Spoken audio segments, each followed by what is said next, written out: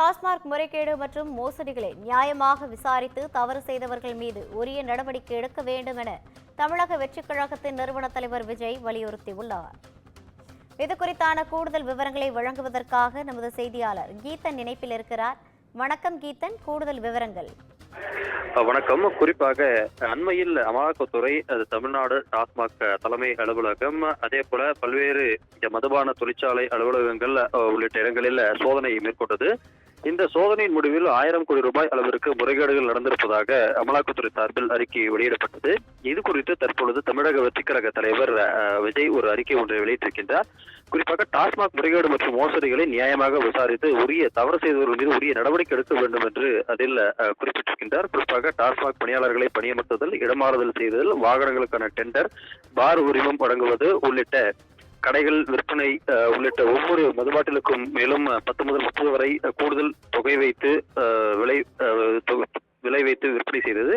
அதே போல இந்த மதுபாட்டில்கள் விற்கப்படும் அந்த பாட்டில் நிறுவனங்கள் அந்த மதுபான ஆலைகளோடு சேர்ந்து நடைமுறைகளை பின்பற்றாமல் அதிக விலைக்கு விற்பனையில் முறைகேடு செய்தது உள்ளிட்ட அந்த விவகாரங்கள் குறித்து உரிய விசாரணை நடத்த வேண்டும் என்று தெரிவித்திருக்கின்றார். குறிப்பில் இந்த முறைகேடு குறித்து விளக்கும் போது நன்கு திட்டமிடப்பட்ட கணக்கில் வராத பணம் ஈட்டுதல் மற்றும் சட்டத்திற்கு புறம்பான பணம் பெறுதல் என்று இது இந்த டிஸ்டரி கம்பெனிகள் மற்றும் பாட்டில் கம்பெனிகளுக்கு இடையே மிகப்பெரிய கூட்டு சதி நடந்து அதன் மூலம் ஆவணங்கள் தவறாக கையாளப்பட்டு மறைமுகமாக அல்லது மறைக்கப்பட்ட முறையில் பணம் இது போன்று ஈட்டப்பட்டுள்ளதாகவும் தெரிவித்திருக்கின்றார். இதை வைத்து பார்க்கையில் முறைகேடு செய்வதில் பெரும் அனுபவம் வாய்ந்த கை தேர்ந்த மற்றும் நுட்பமான மூளைகளால் மட்டுமே இவ்வளவு பெரிய முறைகேடு நடந்துள்ளதாகவே அர்த்தம் கொள்ள முடிகின்றதாகவும் விஜய் குறிப்பிட்டிருக்கின்றார். எனவே அமலாக்கத்துறை டாஸ்மாகில் நடந்துள்ள கணக்கில் வராத பண மோசடி குறித்து பயன்படுத்திய வார்த்தைகளை பார்த்தால் வெற்றி விளம்பர மாடல் திமுக அரசு பற்றி ஒரு ஊழல் இலக்கியமே எழுதும் அளவிற்கு உள்ளதாக கடுமையான அந்த வார்த்தைகளால் திமுக அரசை விஜய் சாடியிருக்கின்றார். ஊழல் காற்றாற்றை உருவாக்கிய வல்லவர்கள் என்பதே திமுகவின் ஆட்சி அதிகார வரலாறு. அமலாக்கத்துறை தற்போது கையில் அள்ளி இருப்பது 1000 கோடி ரூபாய் என்று கையளவு நீரே என்றும் அந்த ஊழலின் அளவை குறிப்பிட்டிருக்கின்றார்.